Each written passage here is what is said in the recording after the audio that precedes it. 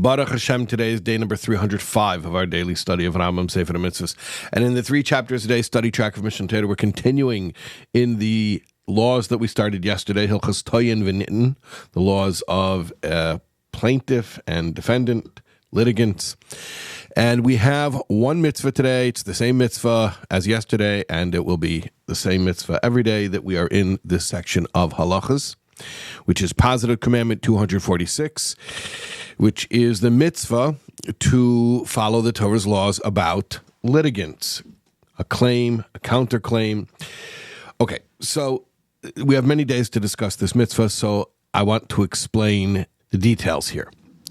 When we're talking about a claim and a counterclaim, as I mentioned yesterday, the scriptural source for this is from Shmos Chav Beis Ches, from the book of Exodus, chapter 22, verse 8, where we said, Al kol dvar pesha, for any act of, and I'm going to translate this as negligence, al shoyer, al chamer, al seh, whether it's for a bull or a donkey or a lamb, al salma, or for a garment, al kol aveda, or any lost object. Here are the operative words. Asher yemar, that he will say, meaning the counterclaimant, the defendant will say, ki hu zeh, this is it.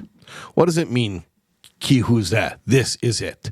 So our sages explain that this counterclaim of ki hu zeh is what we call a moide b'miktzos, a partial admission. In other words, ki hu zeh is like saying, you're accusing me of owing you, let's say, $100. I owe you, but not $100. Ki hu zeh, rather it is $50. This is what I owe you. Okay, so that's sort of the archetypical claim, counterclaim, litigant situation where there's a moide b'miktzos. And in such a case of a moide b'miktzos, someone who makes a partial admission, he will have to make an oath, what we call a shvuah, and it is a biblical oath.